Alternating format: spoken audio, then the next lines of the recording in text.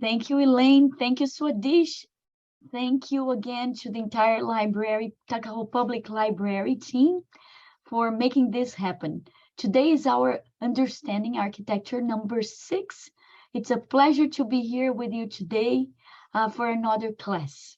Very interesting topic today. Do you remember what we're going to talk about today? We always give a hint of what's going to be next when the class is over. Anybody? Well, today we're going to talk specifically about code compliance, building codes.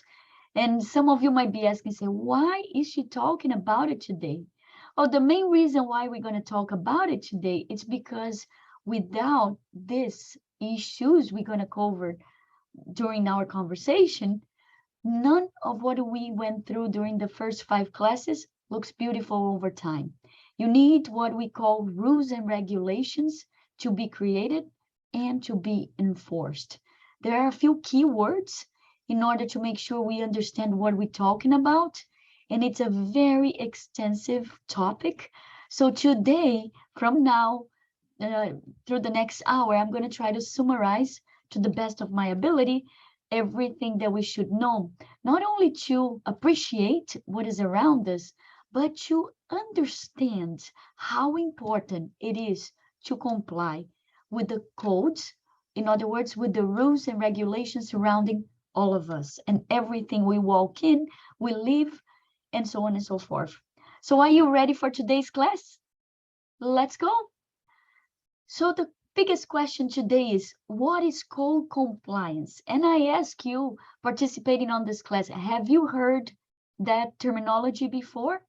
Probably some of you, yes, and some of you, no, right?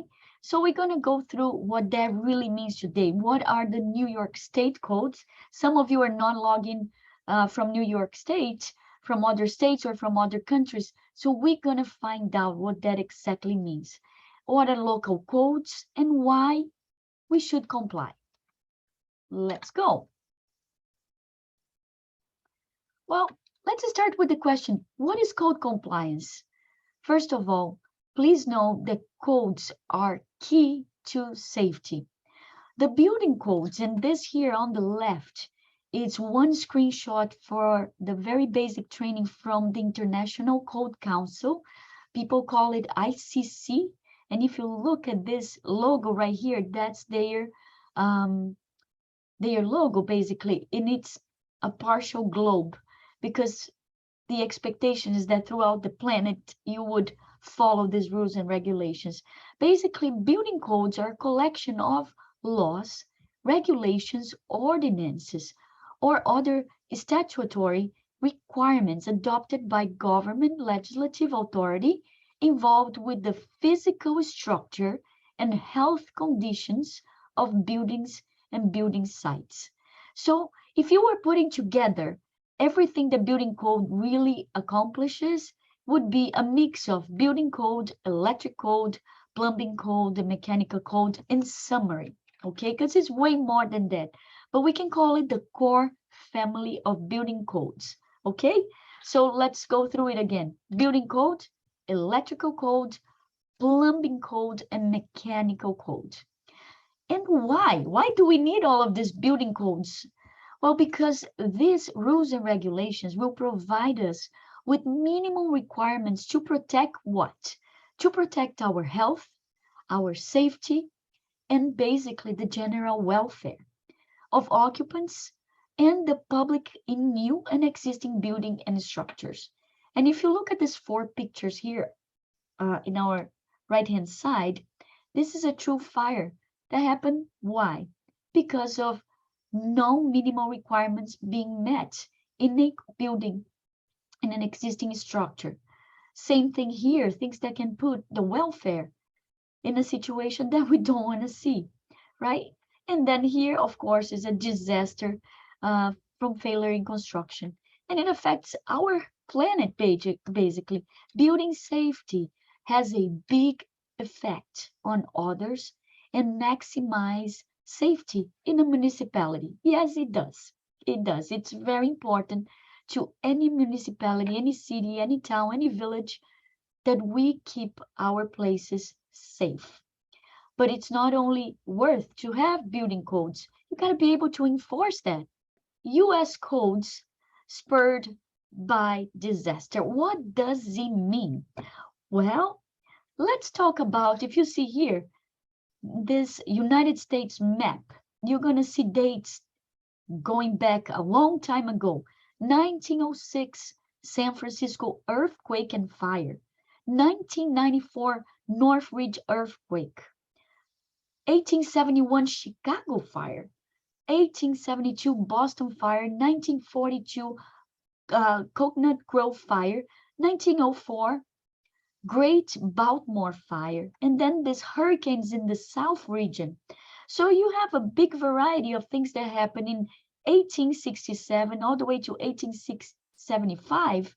And then you ask myself, and would you ask yourself now, say, come on, we're talking about code compliance today. Why going back more than 100 years ago? Why does it matter? Why is Carolina covering that? Well, because the history of the code goes side by side with the timeline of disasters in our entire country. So if someone gives you your municipality code, probably the very first code that was ever issued, because we didn't have codes at some point, right, in our history.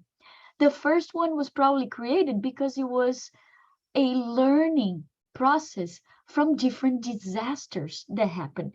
So it started as a local thing. So Tuckahoe had one, Bronxville had one, Mamaroneck had one, and then so on and so forth. And little by little, everybody tried to build safely their structures. But then it became a big thing throughout our entire nation. And the timeline that dictates this enhancement, it's all disaster, hurricanes, floods, fires.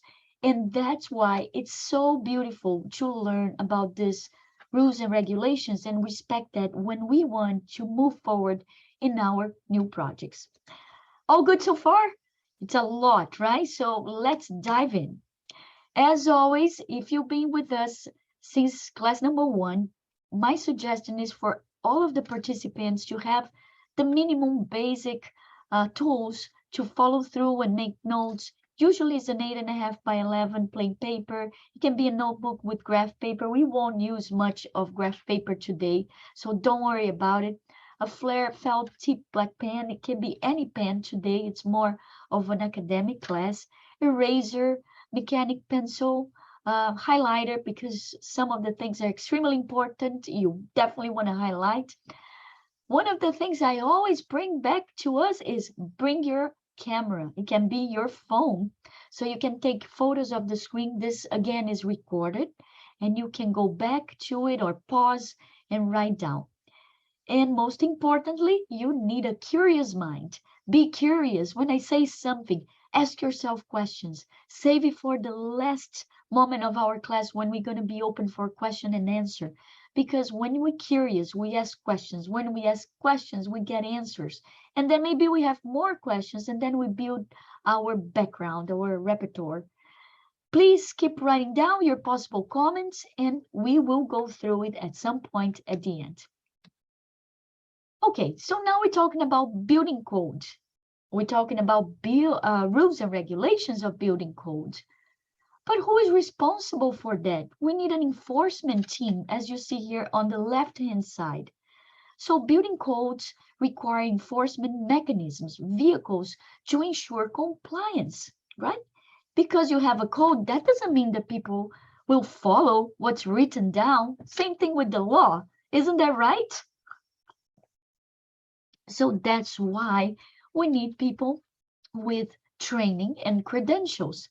Most of them, especially in New York State, they are called code enforcement officials, or some people call us CEOs. Yeah, not what the regular CEO they used to in the financial industry or the corporate world, right?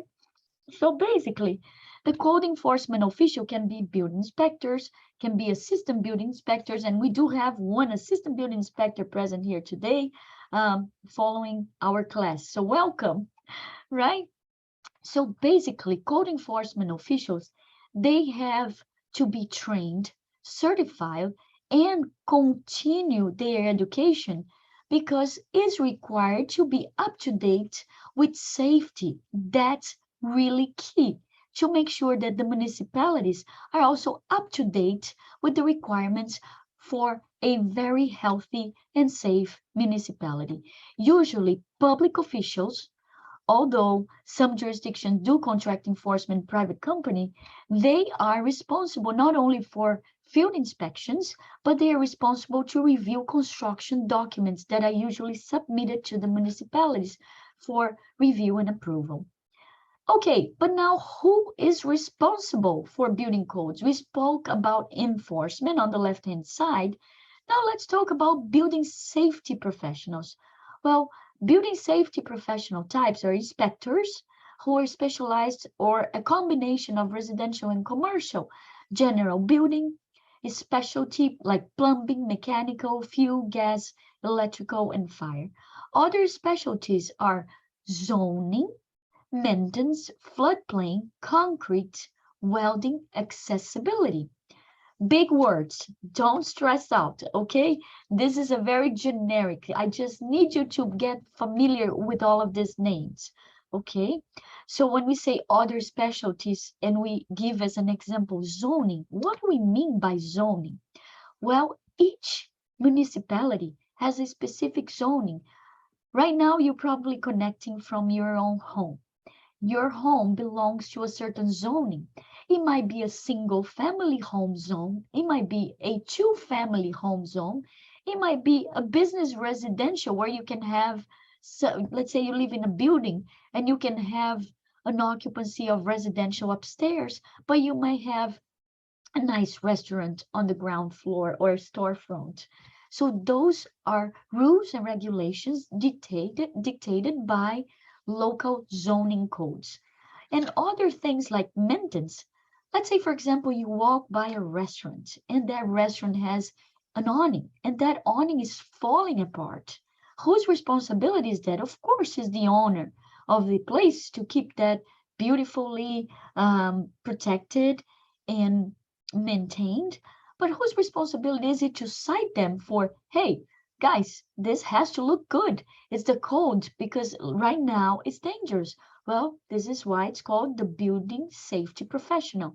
We have people responsible and trained to enforce the rules and regulations. And now when we use the word plan examiners, what do we mean by plan examiners? Well, let's say you're going to do an addition in your home, in your office, or you're going to renovate the Tuckahoe Public Library. You need to have a floor plan. You need to have a set of construction documents. And to ensure that set of construction documents are up to the building code from your local municipality and from your jurisdiction. So in this case, we follow New York State codes plus the local code. Someone with the training can be the code enforcement officer or the building safety professional have to examine and make sure that everything meets the minimum requirements that are established by our codes. Permit technicians are the ones who are going to issue all of the applicable permits for a specific job. And of course, we have to verify that all this work is going to be done by a licensed contractor and certification. Right now, I'm speaking with you from Westchester County. In our county, the general contractors doing residential code, they gotta be licensed contractors in the county, in Westchester County. And that license number has to be verified and certification presented at the moment you are presenting your building permit application to your municipality. So who is responsible again for building codes? Let's say permits are part of that responsibility. Well, permits, if you ever done a process, if you ever been through a process, if you ever put a permit together, well, permits are defined as applications for inspections. Mechanisms for permit administration vary by state. Commonly, what are they? They are permit applications, red tags, and red tags can be order to comply, order to remedy is another key word that we use. And correction notice or other keyword that is very common in the building code compliance planning is order to remedy or OTD, as a lot of the code enforcement officers refer to quite often. And there is the final of all of that, which is the certificate of occupancy, when everything meets the minimum requirements and codes and regulations, and it goes by CO, or it can be a certificate of compliance, or CC. Okay, we're talking about building code, and we just spoke about violation, and let's go back here. Order to remedy, red tags, which you see here in yellow and red. I'm going to now tell me what kind of code violations we're talking about. Some of this you probably drove around or walked around municipalities and you asked yourself, how is that possible? How come nobody saw that? Well, sometimes you might not have enough staff in the municipality to have eyes everywhere, but that doesn't mean this is not a violation. Code violations can come in a variety of forms, and some of them include, and let's go through this photo right here together. Tall grass and weeds. Let's say you walk by or you drive by a property where you see this huge tall grass and weeds and nobody's caring for the landscape and it looks like an abandoned home. Is that a violation? Yes, it is. And it would be a violation in one of the codes that we didn't see in the family of code in the beginning of our class, but would be called the property maintenance code. It has to be kept to a maximum height. So the owner of the property or the lessee of the property is responsible to keep that in a good manner that meets the minimum requirements of the building code or the other applicable codes. So let's go to the second one, tree limbs and brush lying on the ground of private property. Yes, that too is a code violation. And it varies from municipality, but in general, I try to put together here the ones that are most common ones. Trash and debris on private property are a code violation. Insect, rodent, and mosquito infestation. Fence maintenance, it has to be kept with the minimal requirements of the code. Sign code violations, illegal garage sale signs, unauthorized commercial business signs. Yes, that too can be cited with an order to remedy. Zoning ordinance violations, what could that be? If you want an example, let's say you're parking 2 cars in front of your house and you live in a single family home district where in your local municipality, in your local jurisdiction, it says that you can have no more than 2 parking spaces in your front yard. That's what the code says, but you never read the code, you never heard about it. And then all of a sudden you go to your building department and says, hey, someone is getting a car. My son is turning 21. I'm going to buy, he's turning 16. I'm going to buy him a car and I need another parking space in my front yard. So your municipality will probably say, well, that will require a variance because to do that, you have to enlarge your front yard space for another car and our code doesn't allow, but you are fully okay to request for a variance to what we call the Zoning Board of Appeals. And there's a huge process about it.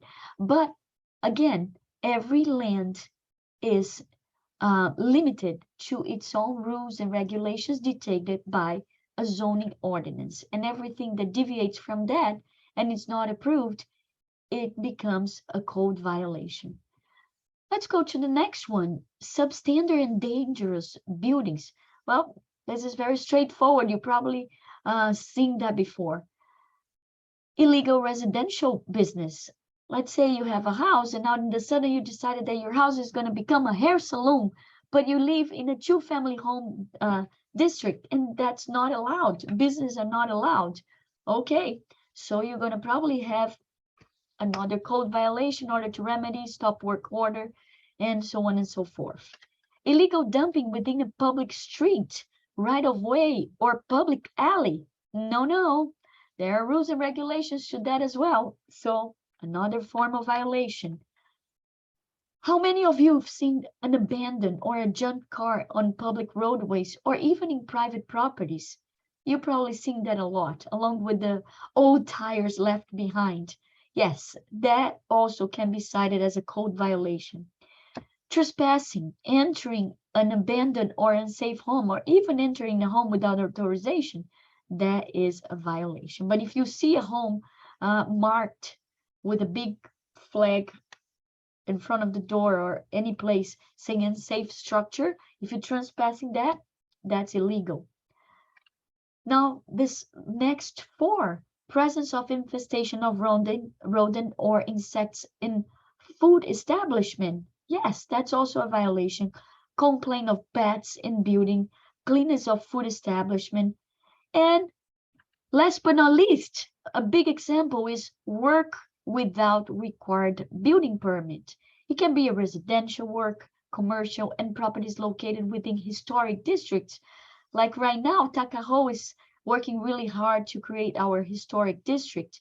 So that needs also a specific permit. And properties with a Palestine landmark status. So that's different, right? It was for another municipality. So when something like that happens, usually the property owners, they receive what we call notice of violation, and a stop work order follows that if nothing is done through a notice of violation in order to remedy. Basically, a building department issues something similar to that, and it varies from municipality to municipality. Usually sent what we call a certified mail. So we have 100% confirmation that the person in need to receive that information did receive. Sometimes it's ignored or sometimes is returned, but it's very important that we document all of that. The notice of violation is going to have the address of the municipality, the full information of the owner, the violation number, the notice number, and the famous SBL. SPL, you're going to look at it and say, what does it mean SPL? Every property has its own SPL. S stands for section, B stands for block, and L stands for lot. So in this case, this property here, this is a violation on E, which is probably standing for electric violation. That's the violation number, which is probably a number in the department. And the section is 135, block is 50-1, and the lot is 46. So in this violation, you said the FOIA violation of, and here's the address where, and then you say what happened, located in the type of zoning district in the county of Westchester and the date. And then you say the code that you're checking, the section, and the description on where they need to fix what they're fixing and who is signing that violation.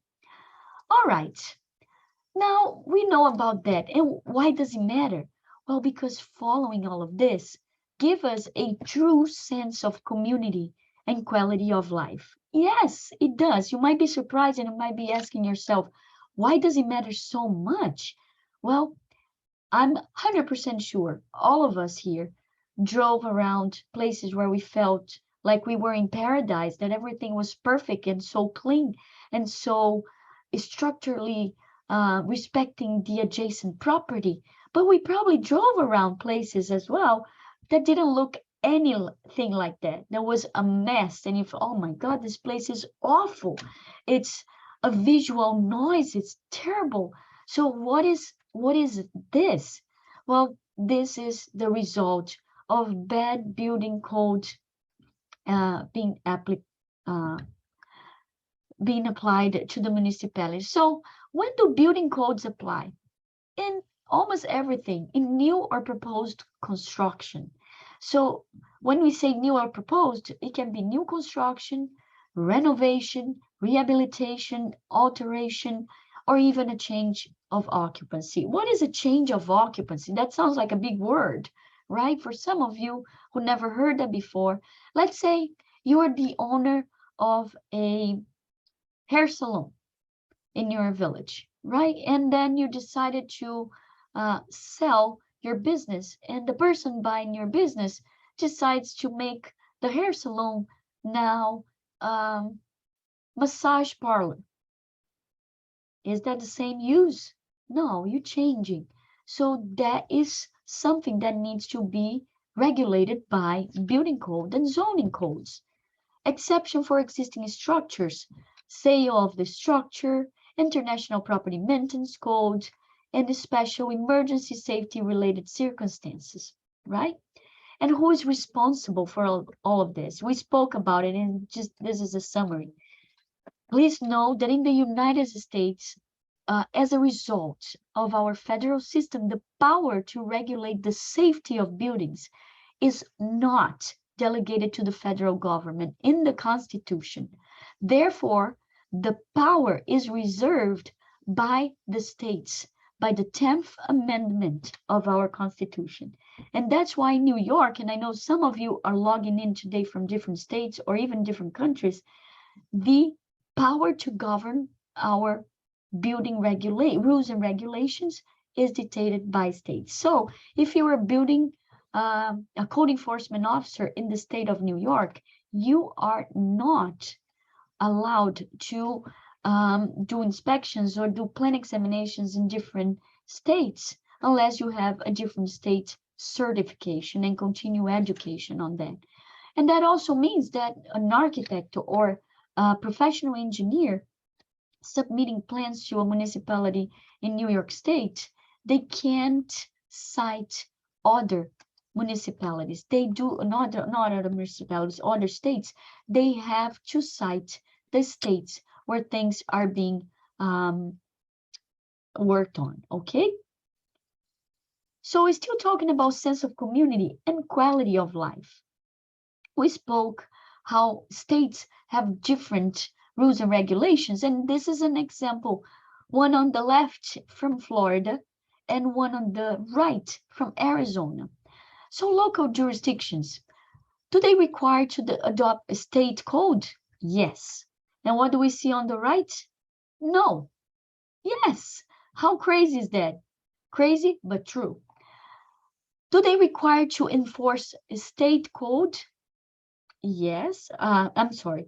Enforce state codes, adopt and required to enforce. Okay, those are two different things.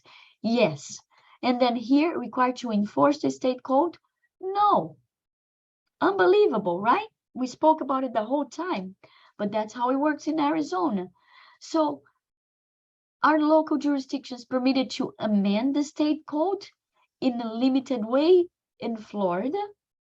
And it's not even applicable in Arizona. Now, the biggest question, have major cities been exempt from the state code? No. Have major cities in Arizona exempt from state code? Yes. That's crazy. I know it sounds crazy, but that's what's true. And when we talk about crazy, does it look crazy to you? I bet it does. Well, it does look crazy because it is crazy. So code enforcement officers, building inspectors, sometimes they're going to bump into horrible issues such as this photo you see on the left. What is this photo on the left? Well, this is probably a rough inspection for plumbing. And when we say rough, it's because we see through the walls before they close, and we can see if the connection meets the minimal requirements, rules, and regulations. So in this case here, what did the construction team did? They did cut through the beam, affecting the stability of this structure to put pipes to go through that. So chances are that now this building becomes unsafe, or I should say unsafe structure, correct? And it's also very common to see something like this in brick and mortar type of constructions. Look at that, another example of the full beam being cut for an unbelievable reason. Or something like that. That's a big no-no, as you probably can imagine. And when we say about no-no, what happens when we need to ensure that safety is everywhere? Let me invite you to go back to your memory right now and go inside one of your favorite restaurants. You probably focus on the food you're going to eat when you go to your favorite restaurant, or when you go to your favorite store, or when you go to your favorite drugstore. Well, from the floor that you step on, where your shoes are touching, all the way to the ceiling, just blowing air on your head, everything has to meet code compliance, which is the main focus of your class today. And when we say that, there are a few keywords that can guide us through this process. What are these keywords? A restaurant like this that we see in the photo probably started with what we call construction drawings submission. Construction drawings are also called construction documents. And the reason why it's called construction documents is because more than drawings, it also documents all of these requirements and how the proposed design, the proposed construction is going to meet these requirements to offer safety to the public or safety to the users. And then we go through in a situation like that to other type of submissions, which would be the fire suppression system drawing submission.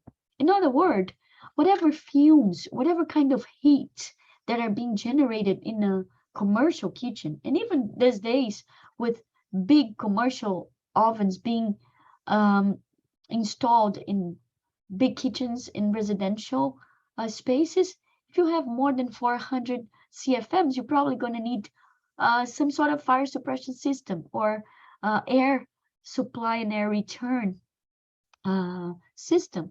But anyway, all of this requires a planned examination and minimum code compliance requirements to be met. It also requires that fire department review all the finishes that are here. So very often, and I'll tell you that because part of what I do, part of my background is code enforcement, building inspection. Sometimes you have a new business in the municipality and they will go to your building department and they will say, well, I'm not changing anything. I'm just gonna have new floors been installed and I'm gonna put something on the wall. Why do I need to submit another plan? Why do I need to give you the finished spec of what I'm putting on the floor? Well, when you're talking about business spaces, for example, the flammability of these finishes do matter, and they do have a code section that establish minimums. So when the fire department checks that and said, okay, so we have the rating system here being absolutely perfect for what we need to ensure safety of the users. So that's why it matters. Or because you're going to have a certain number of chairs and tables, and that's going to affect your egress, and that's another keyword. So the egress will dictate how people are going to get in and out of the space in a safely manner. Absolutely. Also, air circulation. Do you have the amount of fresh air coming into the space?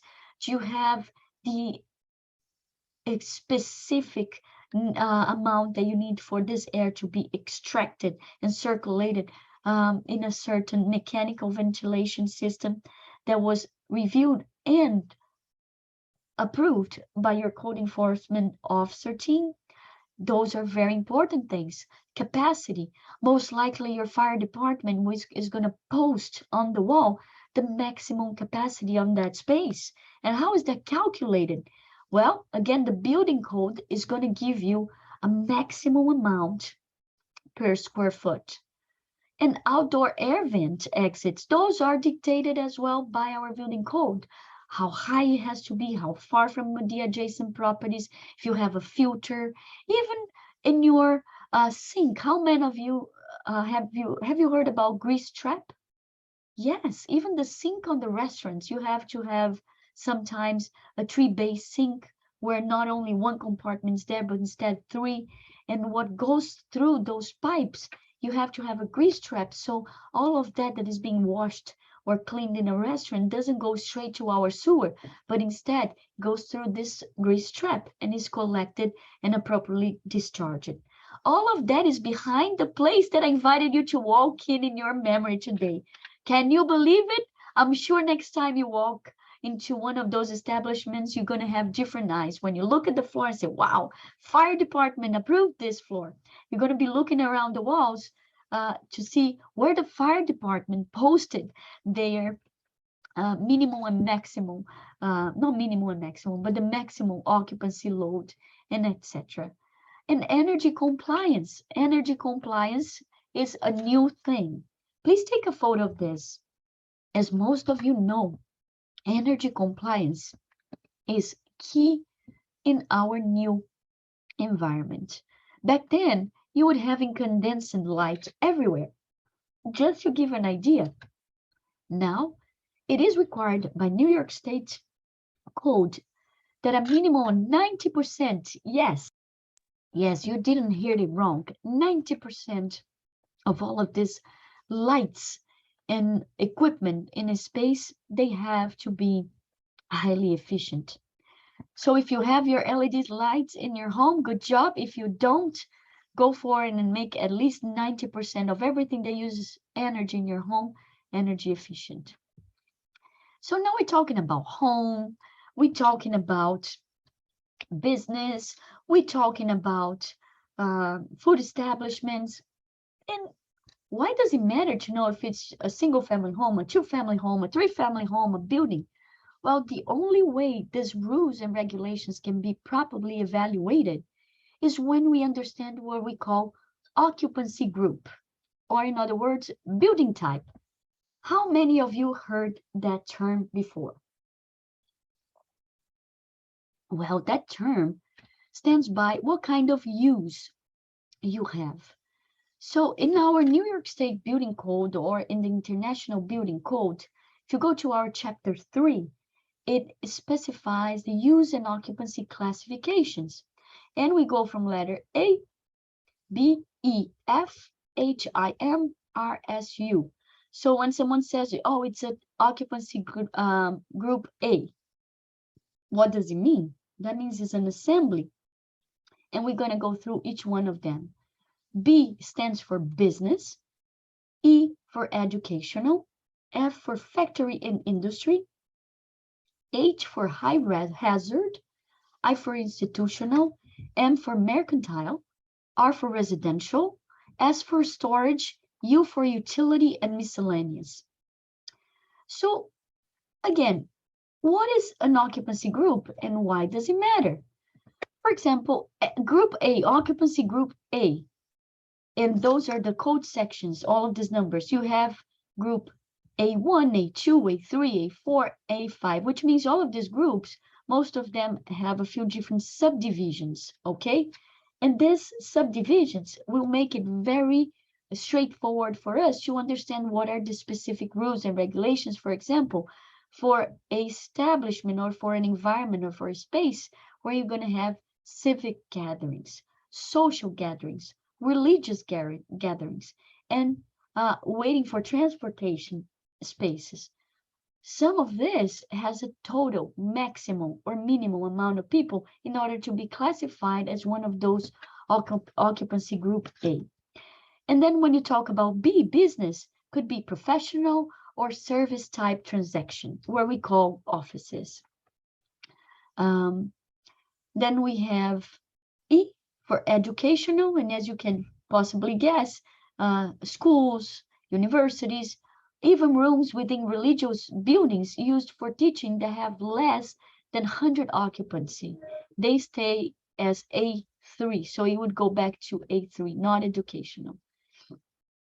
Now, factory and industry or occupancy group F would also have some assembly, disassembling, fabricating, finishing, manufacturing, packaging, repair, and other processing operations. But very important is to note that it's not H or S occupancy, which we'll find out next. H is very, very special because that's for high hazard. It's for manufacturing, processing, or generating of storage or storage of materials that constitute physical or health hazard. So it can be, for example, fireworks. Imagine a place that is manufacturing or just selling fireworks. That's a high hazard. Or let's say it's a space where you're collecting a lot of gases and you are processing those gases. Let's say they come from underneath the ground. What kind of gases are those? Do they configure a high hazard? Is it explosive? If it is, you not only have to identify that, but you do have to review the plans as per the H occupancy group. I for institutional care or supervision is provided. So in case of institutional uses, you need assistance, detained for penal corrections, or liberty is restricted. Mercantile, display of merchandise, stocks of ware, goods, and merchandise are for residential, and that is basically in sum for sleeping purposes, and you have a breakdown just like you have on R and I use from 1 to 4, and there are rules and regulations to fit in one of those categories. And then S for storage is a moderate S1, low S2, or high. Well, why moderate, low, and high?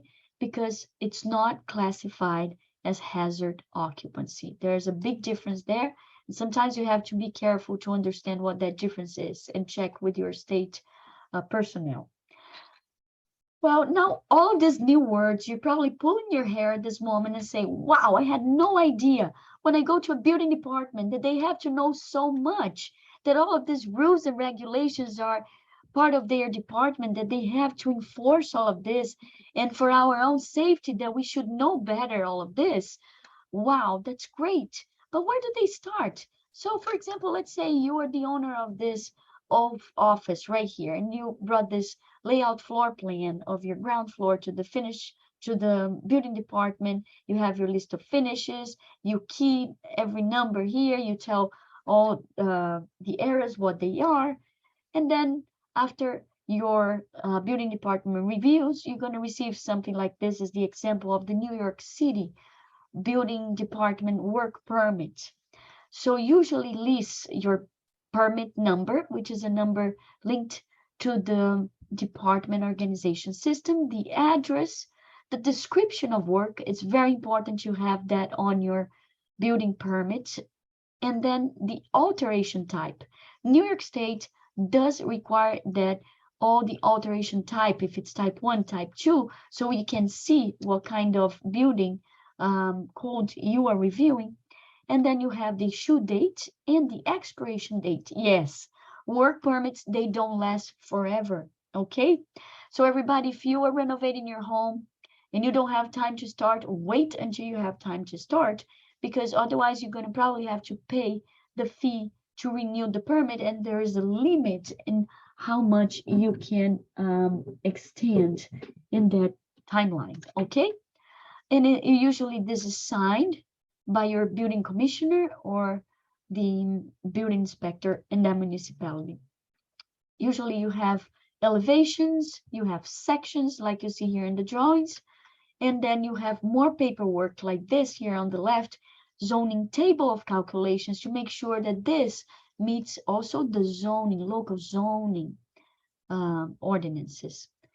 Now, I gave you a summary of all of that, but I invite you to take a photo of this to understand what New York State asks for their professionals in terms of code enforcement. We are talking about, at a minimum, from New York State, at a minimum, and I'll tell you where to find more, 9 codes in the state of New York, 9 codes. Right now, we are using the series from 2020, and here they are. 2020 Building Code of New York State, Residential Code of New York State, Fire Code of New York State, 2020 Plumbing Code, Mechanical Code, Fuel Gas Code, Energy Conservation Code, and this one is big now in New York State. So it's very important that changes are made in order to comply with that. existing building code for existing construction, and property maintenance code. That goes back to the example I gave you of an awning falling apart in an establishment. But there are other codes. This, you can find more information on the ICC, International Code Council website, and check the price. They used to give it to the municipalities. Now the municipalities have to buy it. But there are also important codes we have to rely on, such as electrical code. And why electrical safety is important? Well, everybody, electrical safety matters because electricity is powerful. And remember that it's potentially harmful. Mishandled electricity can cause serious injury or death. So keeping electricians safe at work requires use of the proper techniques. And that's why when a municipality asks you for a licensed electrician to file for whatever electric work you need, listen to them and follow what they're telling you, because it can be really dangerous. All of our electric minimum requirements, they are not only in our electric code, but also in the NEC, or National Electric Code. Building codes do protect us. They protect us from a wide range of hazards, whether it is by implementing safety wiring, fire protection, or stronger structural integrity. When a community has up-to-date building codes in place, they are more protected against all of these hazards. Well, and secondly, very importantly, building codes do work. In the study, Building Codes Safe, an analysis shows that over a 20-year period, cities and counties with modern building codes have avoided at least $132 billion in losses from natural disasters. Yes, that's from this study. This is based on a comparison of jurisdictions without modern building codes. And in addition to this money that was saved, property damage is reduced, of course.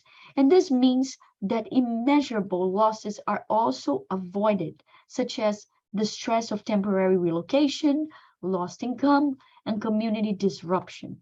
Please remember that next time we have one of the natural disasters, how much could have been adapted if building codes, electrical codes, and all of those other codes that you saw would have been followed. Building codes are always improving. It is a fluid group of information. Unfortunately, it's not one-stop shop. You have to keep learning. Building codes, you can trust that a building built to the latest codes are keeping up with the latest findings and advances in technology. You know, nowadays we have more people, and therefore we have more disasters happening everywhere. And that means also that we're learning from all of these disasters. And with that learning ability, we are adapting our code to the need of improvement to make it safer and more preventive of these disasters. Built on a solid foundation of decades of construction knowledge and experience, model building codes are updated every 3 years and incorporate new information such as results of post-disaster research. When a community adopts code updates, it involves a range of stakeholders who prioritize public health and safety with affordability in mind. In addition, there is an increased desire for sustainability and climate adaptation. Yes. Now let's talk about fire code. We were covering electric code, okay? Now fire code. Fire code is also, basic for safety. Building code requirements for safety include life safety as a principal reason for the existence of fire codes. The Chicago Fire Code of 1871 was the impetus for codes. Yes, probably we didn't have anything before then. You can build whatever you want and you feel safe, and that's all good with them. All codes require that building materials and systems be evaluated for fire performance. Building codes are national, like the International Fire Code, IFC, or National Fire Protection Association, which the acronym for is the NFPA. very well known among the code enforcement officers and building inspectors. Regional Uniform Building Code is what we call UBC, and local. In this opportunity here, we're talking about the New York City, very strict fire code. These are some symbols you probably see around buildings when you are looking for your egress, for your exit.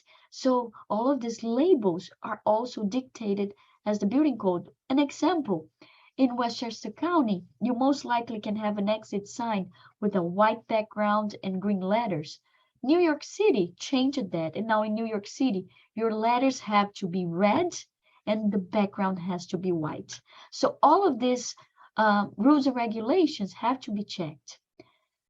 And if you know our last 5 class, you're used to that. The very end, I invite you to take a photo of the suggested bibliography for that specific topic.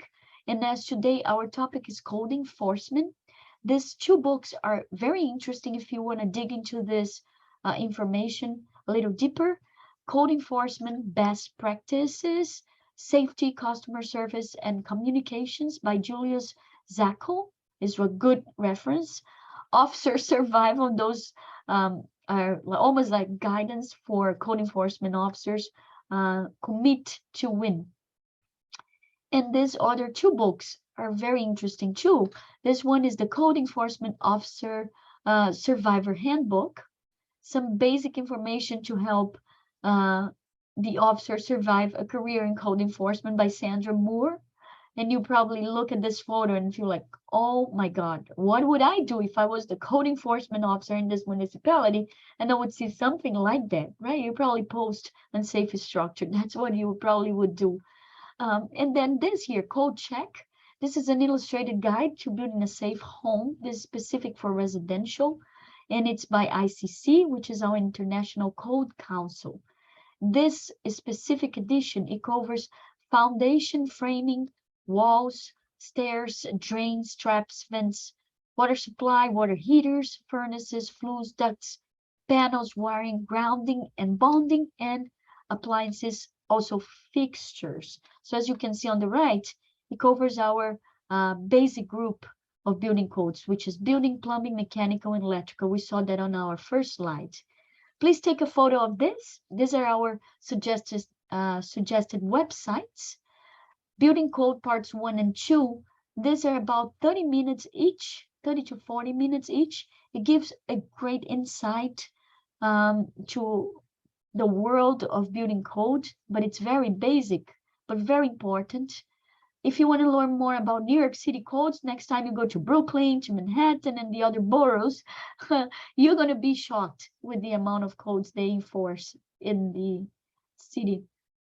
And Takaho Local Code, because this is being brought to you by the village of Takaho Library, and the Westchester County legislators, and means of egress. This is a very interesting video that will make you appreciate even more those means of egress plan examiners who make sure that we're safe when we escape. In the conclusion, we talk about a few key points why jurisdictions should enforce codes. Code enforcement can improve public health and safety. We said that before. Adoption and enforcement of the most up-to-date codes reflect a jurisdiction's increased knowledge and commitment to ensuring the health and safety of its citizens.